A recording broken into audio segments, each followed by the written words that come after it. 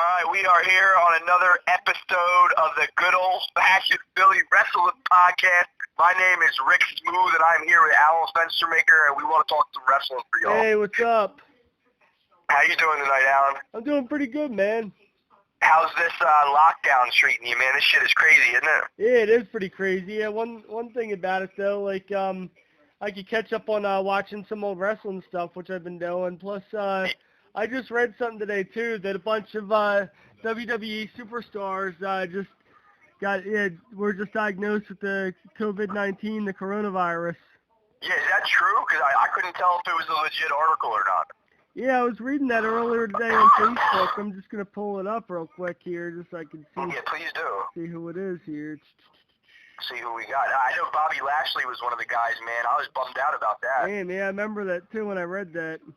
Bobby's been on fire lately, and I want to make sure that the people out there know that here at the Pro Wrestling Archives, we are huge Bobby Lashley fans. Oh, yeah, absolutely. I think he's actually one of the shining stars in the world wrestling. Yeah, Bobby Lashley, Corey Graves, and Carmella. Wow. It says here the Dirty Sheets reported that has information through a source that Bobby Lashley, Corey Graves, and Carmella are the WWE stars who have been diagnosed with the coronavirus, COVID-19. Rey Mysterio, Dana Brooke, Buddy Murphy, Miz, Kairi Sane, Roman Reigns, and numerous others are in self-isolation. I know it's just Roman Reigns though. Like I know his situation. He's in remission from leukemia. So with that, like he has like something going on. He's got to be extra careful. Yeah, he's actually got a weakened immune system, so he's got to be extra careful. So that's a wise decision for him to pull out of WrestleMania like he did. Yeah, this stuff is so crazy right now. All right. So with what were we just talking about? I forget. Like we were talking about, but we were talking about the different wrestlers that were diagnosed with the COVID-19 from WWE. Okay, I remember that. Okay, so when we were talking before we went on the air here, we were talking about some of these guys like Cornette and shit like that. Yeah. And I just want to say this, because I know I'm in the realm of Jim Cornette because I've been buying some DVDs from him and shit like that. And I want to be clear about something because I agree with a lot of the stuff that Jim Cornette does say, which I know it's a controversial thing to agree with, but Jim Cornette's spitting truth right now, and we're not trying to get on his bad side, and we're also not trying to get on any workers' bad side, and I understand that certain things can be we got to find a middle ground somewhere, you know what I mean? Yeah, absolutely. There's a thing going on right now in wrestling, and I'm all over it. I see that history is being rewritten again after what we'll call the WWE colonialization buyout of WCW. Yeah. Now we're on another level where we're seeing true narrative coming through with cats like Jim Cornette and Jim Ross and even Bischoff, you know what I mean? Like you're seeing that some of the players are coming back out, man, and it's time to see, how a lot of this stuff is going to be remembered, because I think that what is going on today is going to be remembered another 20 years from now. But the stuff that is being remembered that I think needs to be remembered, not only remembered, but a new wave of it still has to come along. It's the 80s and the 90s, the way that the workers, the way that the sound, the way that it looked, the organicness of the technology.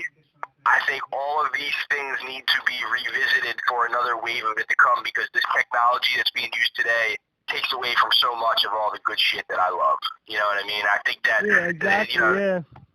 long story short, I think that Jim Cornette has been a trailblazer in all this and uncovering all this and figuring all this shit out. And, I think we're all going to try and, save, when I say save wrestling, I'm saying just, bring it back to a golden era. Because I see that the industry is still doing its thing, and, it's really exciting time to be a part of all this. You know what I mean? It is, yeah. So, it's nice to come into it humble, too. Hopefully I could stay in it humble and do all those things without rubbing anybody the wrong way. But, I'm always down to fight. Nah, just get down. Yeah. Take it over, man. Yeah, the best way to do it is, like, have a student mentality about the whole thing. Like, I remember, like, Molly Holly even was talking about that, too, like, at the seminar, like, having a student mentality when you get into the business, too. But then, like, always keep learning and keep fresh. Like, you never want to get your style too old, like, be too set in your ways. Like, you want to make sure, like, you're always willing to learn. And then, like, and then also, another thing, like, with that too, like, once you reach a certain level as well, like, you want to be able to help the newcomers coming into the business too, to help them out, like, because, like, people pave the way for certain people to get into the business, but then also too, like, to keep the business going, you want to, like, make sure that that the business stays alive by, like, when you teach people, teach them the proper way in the business, and not like and not some jacked up way, because you want to make sure the business is preserved. That's how, like, to keep longevity in the business. I love it, man. And you know what Arn Anderson said? I saw this the other day. He was saying that,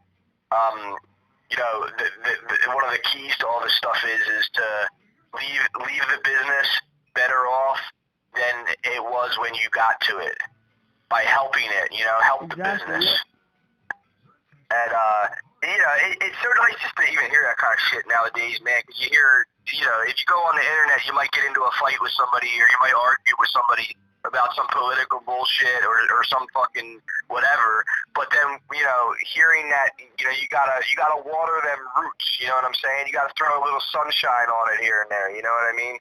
Make sure that you honor and cherish what you're about, Yeah, exactly. And also on a side note, like we were talking earlier about the whole thing with the COVID-19, the coronavirus, and stuff that's going on with the government and stuff these days too. I just read an article too, like about Glenn Jacobs, the mayor of Knoxville, Tennessee. Like, he's always stepping up and all. And honestly, like, to see how he's acting, I wouldn't be surprised if Glenn Jacobs ran for president some year in the election.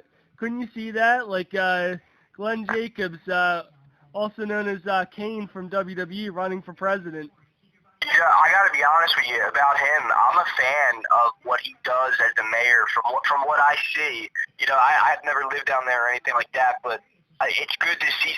First off, I'm glad you brought him up, because I got some old tapes the other day off of Cornette on his website, and I was checking it out and, watching the old Unabomber matches with Kane from Smoky Mountain, I think it was, and just seeing him in that gimmick, in that character, was so nice, because he was almost like a Sid Vicious, but then when he got to the WWE, he was a little bit, off with that Isaac Yankem shit, you know what I mean? Yeah. They kind of dropped the ball with him on that. So, like, seeing his career play out and, seeing how he stuck around for so long and made so much money, and at the same time is still doing something nice for the community by being the mayor down there. It seems like he's a pretty righteous dude. Yeah, that's what he seems like, and that's what I was thinking to myself. I'm just surprised with everything going on and everything politically, even though, like, I'm trying to stay away from politics, but yeah, me too. I'm just surprised that that Kane doesn't, that Glenn Jacobs doesn't come forward and announce that he's running for president of the United States for 2020. Well, that'd be great. That'd be cool if he was. You know what I mean? And here's the other thing too. I will say this, because it is, it's hard to avoid the political shit right now. I'm not happy with Donald Trump being the president, and I'm not happy that can maybe affect the wrestling world in a negative way, just because here's the thing is, as much as I don't like Trump, there's one thing that me and Trump agree on, and that's that we both like pro wrestling. Yeah, like, I still remember, like we were talking about Bobby Lashley earlier. I still remember, like, back in the day, like, in WWE had going in the WrestleMania Battle of the Billionaires, Vince McMahon versus Donald Trump, where Bobby Lashley was representing Donald Trump in the match, and Umaga was representing Vince McMahon, and then Bobby Lashley won the match, and and because of that, like Vince McMahon got his head shaved in the middle of the ring. Stone Cold Steve Austin was the special guest enforcer, and like one thing I still remember out of all that is Stone Cold Steve Austin just giving Donald Trump a stunner right in the middle of the ring. Yeah, that was hilarious. I saw that on Facebook when he was running and shit like that, or somebody posted that. It was great, man. And then it's kind of funny too, like how like Bobby Lashley like was around back then, and he's still going strong right now in WWE, and how Bobby Lashley like also too like back in around the same time too, Bobby Lashley ended up winning the ECW title, and then like he was involved in a match where like Vince McMahon ended up upending Bobby Lashley and winning the ECW title. Remember that? Yeah. It's Vince McMahon is a former ECW champion. Yep. Yes, he is. Yeah. So, and you know, being somebody who was at the ECW shows from '97 to 2000, you know, hearing that Vince McMahon could have even been the ECW World Champion is ridiculous. From what you know, as fans, we sat there and watched, believed, and you know, saw the revolution of ECW, you know, the way that all played out. You know, I got to be honest, man. Okay, I'll speak about the Invasion stuff. For a golden era of wrestling to end that way, or to, you know, go on for maybe a little bit longer with some of the great matches they had very sporadically throughout the 04 to, you know, 07 era, I guess you could say. You know, it's just the Invasion angle really sucked, man, and I'm gonna, you know, I have to be honest about that because there were so many good guys still around that could have been preserved and utilized more, and I don't know why Vince didn't do it. And you know, it's just something I have to be brutally honest with about all this stuff. And I also think that it'd be really interesting after watching Dark Side of the Ring. This is my, you know, one of my conclusions is, it would have been nice to see Goldust have a run on top, because when he came into the company in whatever it was, 96, he was being kind of elevated in that way. Like him and Mankind were kind of in that same ballpark where either one of them could have really gotten over like that. And if Goldust would have really had his run, Dustin Rhodes, I think that whole situation, which led up to the screw job, would have been completely different. Imagine just like Dustin Rhodes and Bret Hart matches for the world title all over America, all over Canada. That could have been a way out of that whole screw job thing. And I think the screw job thing really did kind of change the course of wrestling, you know? Yeah, it's crazy, yeah. And another thing, you know, there was a couple other things. First off, if you really trace back the Hart Foundation, this is like really crazy what ended up happening with a lot of these different guys. And, you know, I think like with Pillman, he was, so I just got done reading, you know, Crazy as a Fox, the Brian Pillman biography, or, you know, storybook. And, you know, all the stuff that he was doing was really interesting. And, you know, like you got like the British Bulldogs who came through Stu Hart's dungeon. You got Lance Storm. You got Chris Jericho. You got all the Harts, Brett Owen, you know, Bruce. And then, you know, seeing guys like Brian Pillman Jr. now doing it, it's really good to see Canadian wrestling continue it on. And I'm really interested to see what's to come with all that. But, you know, Alan, tell me what you're thinking about, man. Just wondering too, like in Brian Pillman's book that you were reading, at any point in the book, did Pillman mention his son, Brian Pillman Jr.? Like, or not? He probably didn't even know his son would break into the business. But I'm just curious if he mentioned in his book at all, like about when his son was born, or anything about his son. Well, it's not an autobiography. It's written by, I believe, one of his friends, and it's basically just a bunch of stories and like a narrative, and then like a bunch of quotes. Okay, what are some of the quotes? Well, at the end of the book, Brian Pillman Jr. did talk a lot. Oh, okay. So his quotes are all, at the end of the book, his quotes are all over it. Nice. Overall, it was one of the greatest wrestling books I've ever read because that whole loose cannon thing gets decoded in it. Like, you can really kind of, like, decode what's going on. And it was really great to read about his football career as well. I mean, like, on a different level, like, you really want to know Brian Pillman, you have to really think about him as a football player. And that's, like, crazy to know that, like, this dude can come out and look the way he does and entertain the way he does, but at the same time, that motherfucker's ready to hit a motherfucker. You know what I mean? Yeah, I know a lot of wrestlers came up in pro football. Like, I know, like, The Rock came up in pro football. Stone Cold Steve Austin came up in pro football. A lot of guys. Yeah, so many guys, man. I was just hearing more about that. I was watching something, I forget what it was, but man, the list of pro football players in pro wrestling is amazing, you know? Yeah, which is crazy too, because like especially how Vince McMahon, like the owner of WWE, like he even tried to start up the XFL, which was like his Yeah, what's version going on of. with that? I heard something happened. I know, like I heard something too, like they weren't doing it or something, but like it's been speculated before. Like I know they did try it before, and then it failed, and then like I did hear it was coming back, and then I did hear something happen too. So I know I'd like to see it.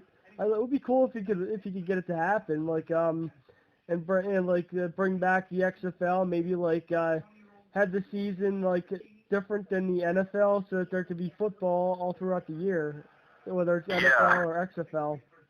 Yeah, man. I don't know, man. Like, I heard that it was, like, they were letting go of people. I don't know. I don't want to speak on it because I don't really know what was going on. But, yeah, man, I heard it didn't look good for the XFL.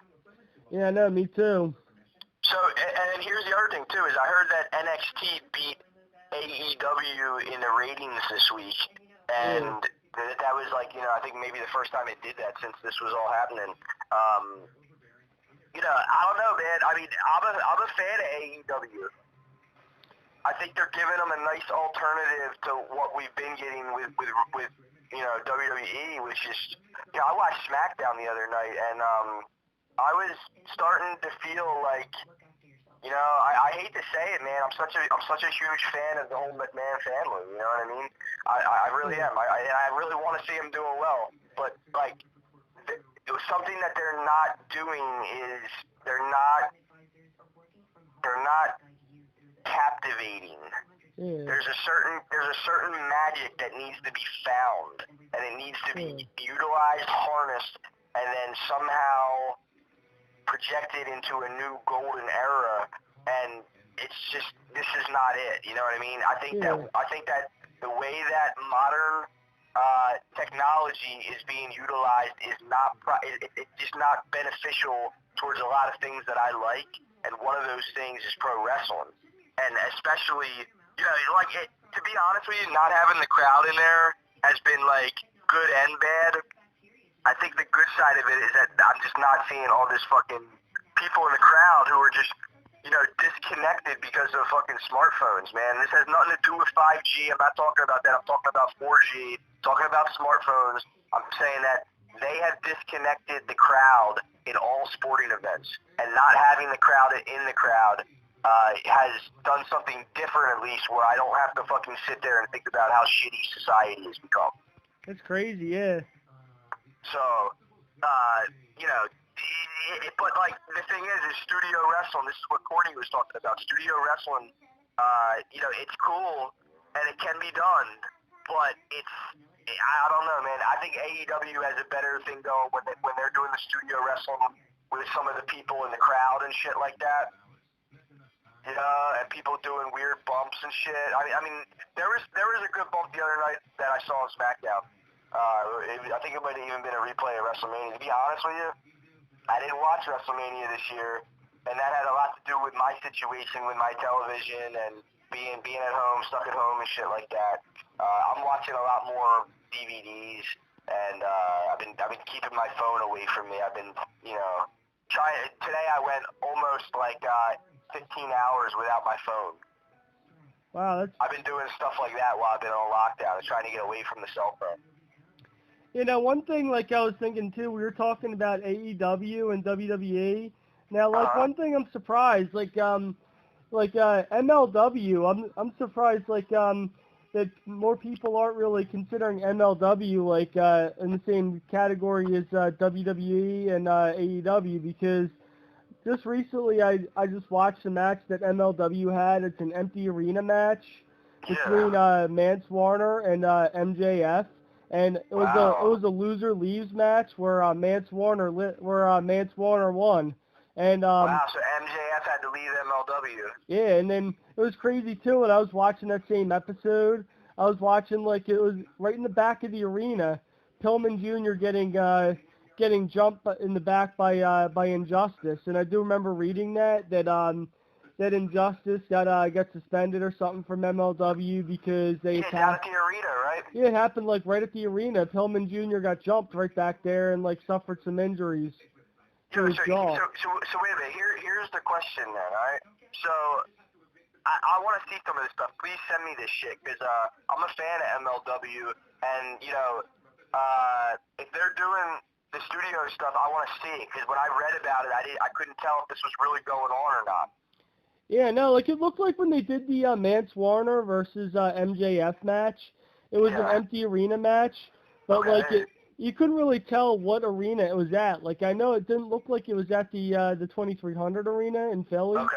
But it did look like it was in an arena. It was an empty arena match. So I know people are talking about AEW doing empty arena matches, WWE doing empty arena matches, but looks like MLW is doing the same from that MJF match. And I know MJF is he's another dude that's on his way too. I could see him making waves. Yeah, well, I mean, he's making waves, and he's definitely being looked at as one of the best guys in the biz. But so here's another thing too: is I wanted to compare rosters for a little bit here. All right.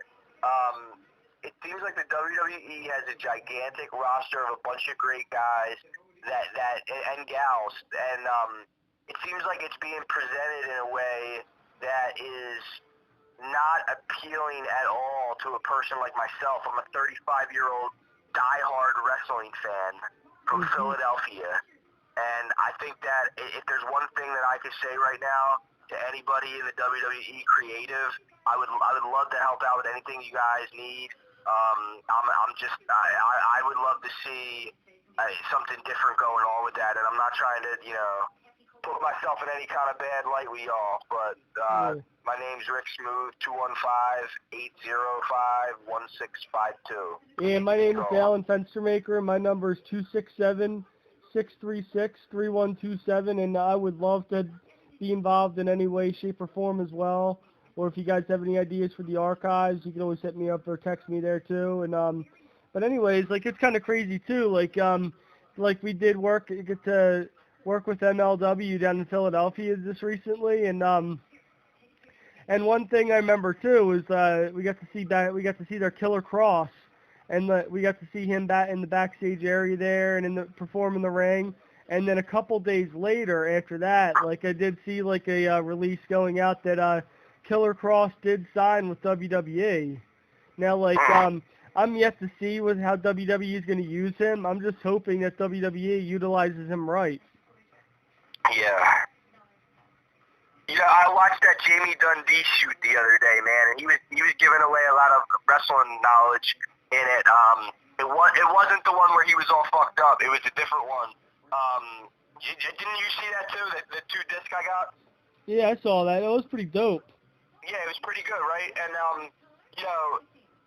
something that I think that he kind of brought back the attention in that, which is just that how wrestlers act sometimes, man. It's no diss, but it's just you gotta watch yourself sometimes, man. And we've had no bad experiences like that. And after watching some of these Dark Sides of the Ring jaunts, it's a firm reminder that you got a bunch of people out here, and if people are working together, that's a good thing. But if people ain't on the same page, it could be a real crappy thing. Yeah, exactly. You gotta work together in the business, and that's one thing you never want to do is you never want to go into business for yourself. And no, you gotta trust the people you work with and shit like that. And I think that We're still learning here too, and we just love wrestling and we're involved in the shit. So I mean, it is what it is. You know what I mean? Yeah, I got you. I'm 35 years old, and I'm ready to go hard for pro wrestling. You know what I mean? Yeah, same here. But yeah, so I mean, Jake the Snake Roberts is back, AEW, tearing it up. Psychology like a motherfucker, and what's interesting, man, is like I was saying, man, the guys who are popping back up, it's like people are like the real cats are popping back up. And you're seeing who's who. Yeah. And people like Jake Roberts, he's writing his own history right now, too. And he's doing it on live TV. And then, like, a couple weeks ago, too, you had Matt Hardy, appearing in AEW. Yeah, I got mixed feelings about that. People do, too. And, I'm not trying to be, a troll, like on social media or nothing like that, because it's not like that. But I would say that that's a fair assessment to say that, I don't know, that gimmick's not really working. Unless they're going to do something crazy, I don't really see the point in it. Yeah. Mm-hmm. I think that Matt Hardy himself could be maybe utilized in more of an HBK kind of way or something like that. Yeah. So I actually think, in a lot of ways, watching WWE, that AJ Styles does kind of remind me of, a Shawn Michaels type. Yeah, he kind of does, man. The long hair and the way that he works, and how about that bump the other night? Yeah, that was wild. Yeah, or that match between AJ Styles and the Undertaker in the Boneyard Brawl match, dude. That was more like a movie than a match, like a fight scene out of a movie. You had. I agree. I felt like I was watching that Roddy Piper movie, They Live. Yeah, then especially with all the shit going on in the world, but so. When I watched that, I saw what could be, and I don't know where that's going, but it almost felt like it was like a Street Fighter movie, and that's all I'll really say about that. Yeah, I know, I'm surprised. I kept thinking the whole time, because the OC got involved in the match, and I was waiting for I was just wondering, I was anticipating Kane to come back and just to help the Undertaker out, because I remember the one bit when AJ Styles had the Undertaker in the grave, and then he got on the tractor to dump the dirt in there, and then it looked like something was behind the Undertaker, something that was behind AJ Styles. I mean, I was expecting it to be I was expecting Kane to be behind him and just start attacking AJ Styles from behind and then knock him into the grave and then help the Undertaker win. But it surprised the hell out of me when the Undertaker magically appeared behind him. Yeah, as much as I like Kane and I like Glenn Jacobs, I could go without seeing more Undertaker Kane matches. You know what I mean? Yeah. I'd rather see the Unabomber versus the Undertaker. You know what I mean? Yeah, that'd be wild. Yeah, have the Unabomber come back in the WWE. Oh man, that was such a good role for that dude, man. Yeah. Yeah. So okay, so I know that we were also talking about some other guys, man. We were talking about Eric Bischoff on Dark Side of the Ring, and just some of these other guys who were popping in, Bruce Pritchard, all these guys that really know. Well, how do I say this? The guys like Cornette and Bruce Pritchard, and some of the other guys like Bischoff. I mean, everybody's in a different category on their own, but these are all guys that are talking about pro wrestling, and you can tell these guys are pro wrestling guys, man. Even if they might have certain things to say about each other. I think that Cornette whooped Vince Russo's ass on that Dark Side of the Ring episode that I saw, and I know that some of this stuff might even be kind of old. I'm not that updated with what's been going on with season 1 and season 2. But I'm now catching up on it all, and it just, man, Cornette just destroyed the shit stain. Yeah. Still there? You haven't seen it, have you? Yeah. No, I didn't see it. You gotta see it, dude. No, I didn't see that. All right, let me tell you what happens, all right? Jim Cornette and Vince Russo are going back and forth with their side of the Brawl for All. and Jim Cornette just absolutely shits all over the guy on the show in a way that just makes Vince Russo look like such a piece of shit. Wow. And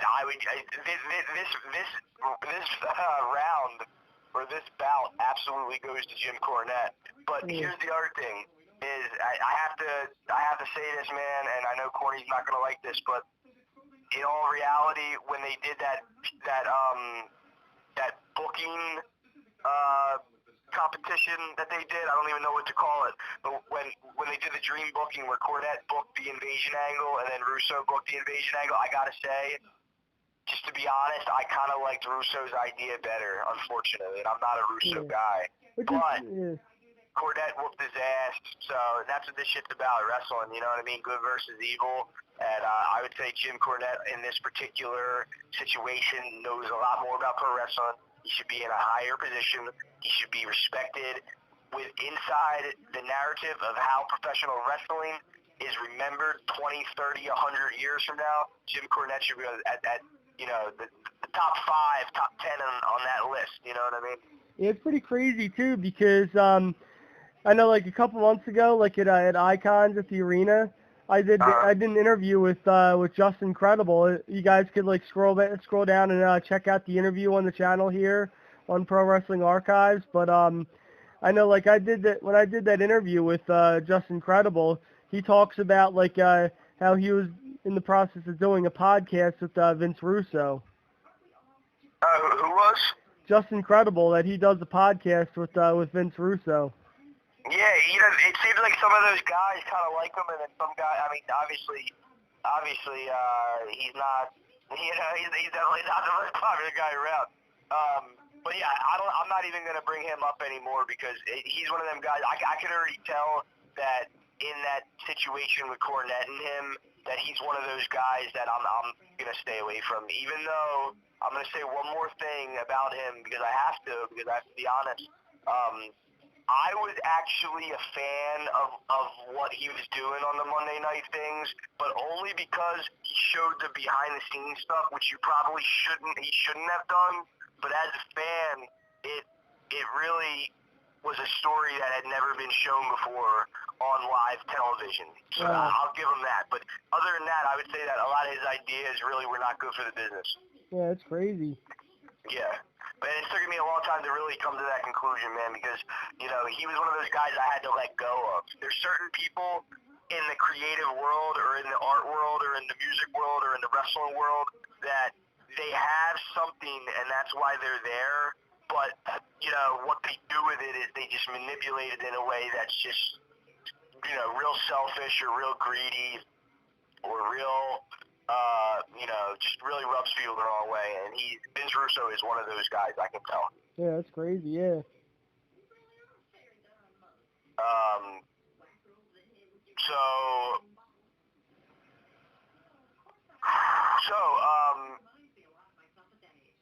What other stuff is going on right now with, like, what have you been watching, man? I don't know, just mainly, like, I've been watching some old VHS tapes from back in the Attitude Era, from the Invasion angle and all. That's pretty much about it for the most part. Yeah. I watched that Halloween Havoc 91. I saw some really great tag teams on that, man. Seeing Ricky Morton, who was he teamed up with that night? Oh, man, it was somebody, it was Tommy Rich. Yeah, Ricky Morton and Tommy Rich, man. Mm-hmm. And Tommy Rich, I used to see down at the arena a lot. He was the fucking man, dude, in the FBI days, you know what I mean? Yeah. But, you know, former NWA world champion, man. Yeah, that's crazy, yeah. But yeah, man, just you know, seeing Corny out there with the, you know, the Midnight Express, that was something else too, man, because that crowd was real live that night, man. Mm-hmm. That crowd was as live as it gets. Yeah.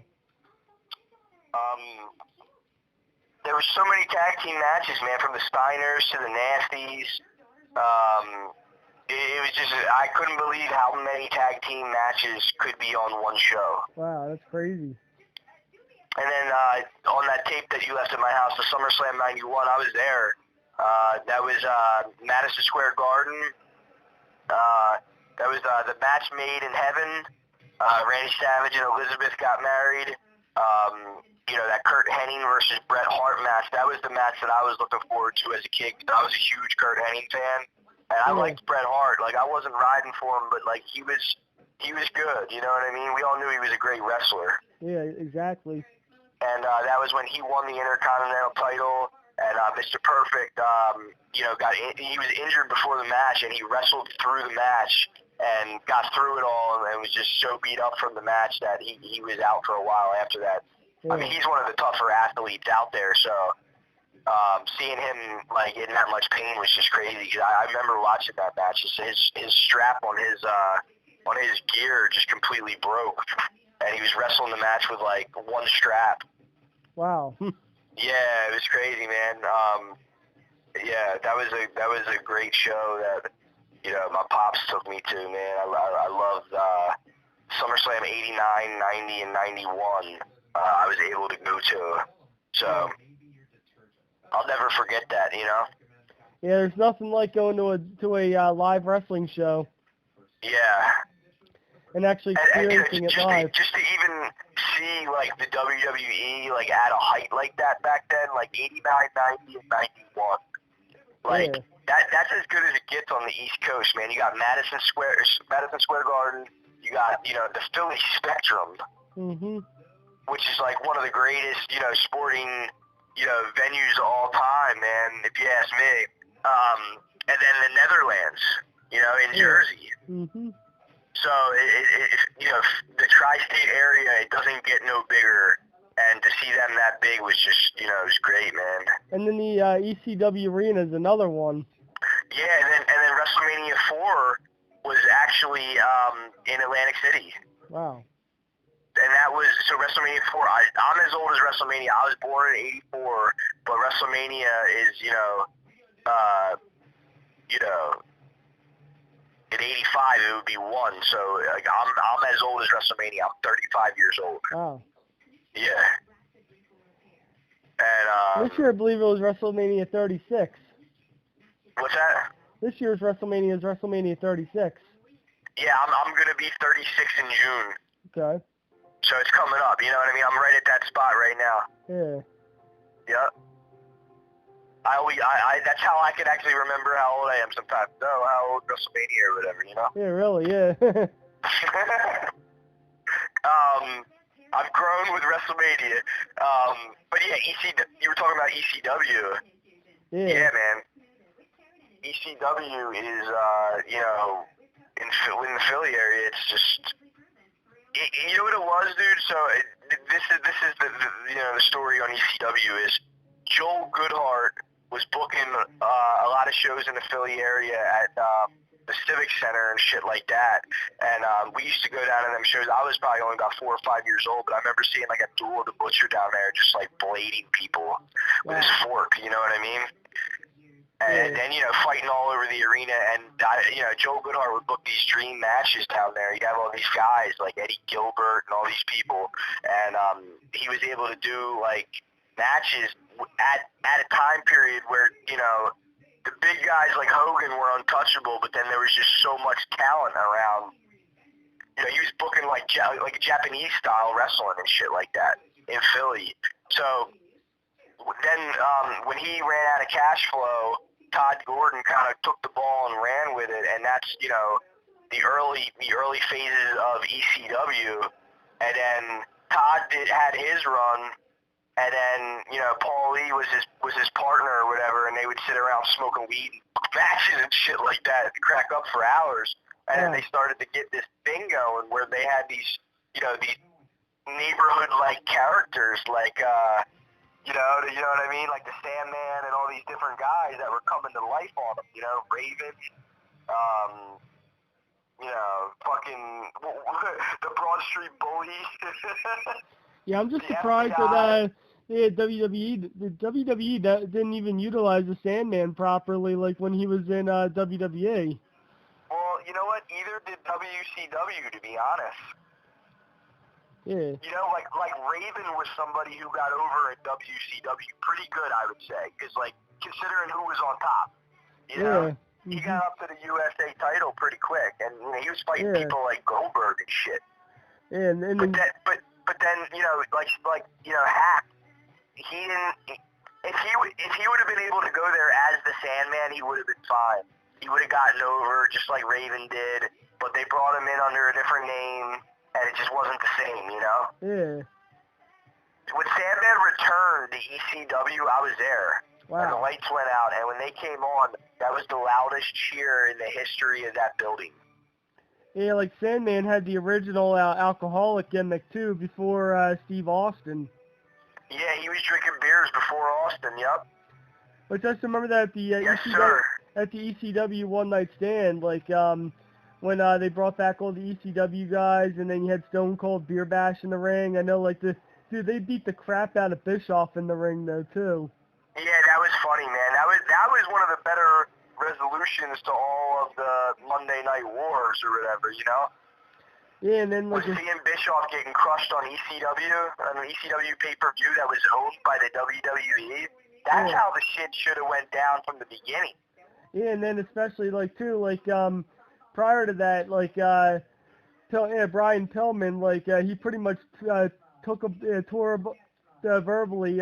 Bischoff apart in his legendary that was speech at hysterical. the So arena. check this out. After reading the book, it makes a lot more sense. Not really. It doesn't really make a lot more sense.